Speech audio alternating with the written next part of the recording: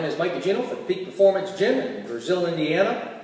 And I just want to give a shout out to our clients. I think they're the best around. I really, really do appreciate them. I know the staff here also does, and we look forward to training every one of them. Their hard work and loyalty, and also they're just spreading the word. We've done very little marketing besides Facebook, and we keep getting more people. And we certainly appreciate our clients very, very much. And we appreciate you choosing us.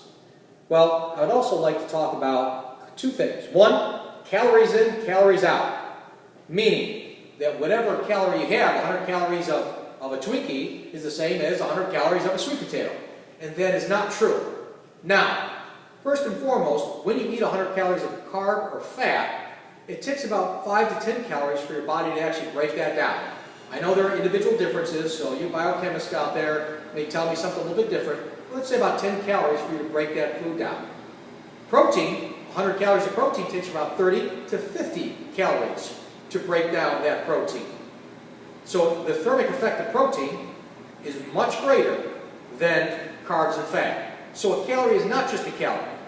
And you also have hormonal responses, which I won't get into in this segment, from the food that you eat. So not only just insulin from, let's say, a carb, but also glucagon, cortisol, other things that have a direct effect on losing body fat, gaining muscle, all sorts of things.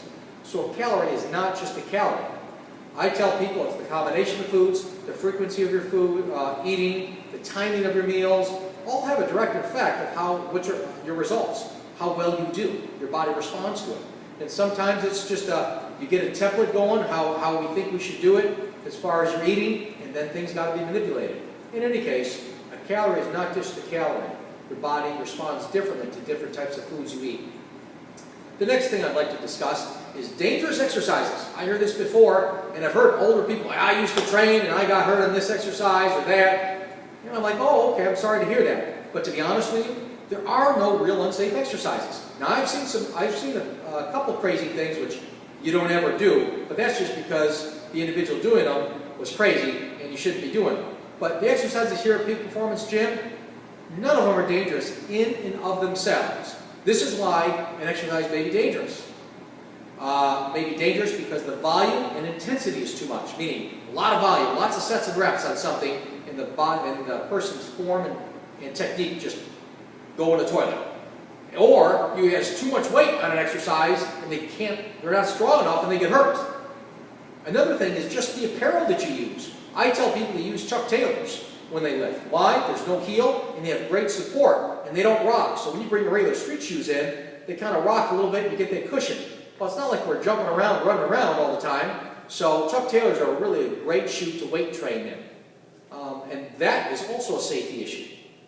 So other things that we would do is if it's unsafe for one person, another person may be able to do it. So if someone has a shoulder issue, then we probably would never bench press with them.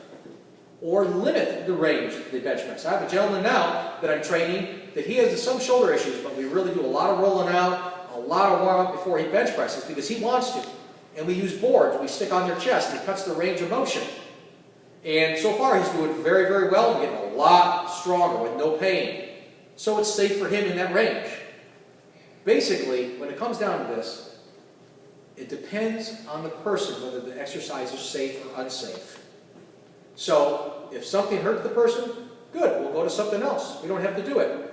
It all depends on the person's ability to perform the exercise correctly.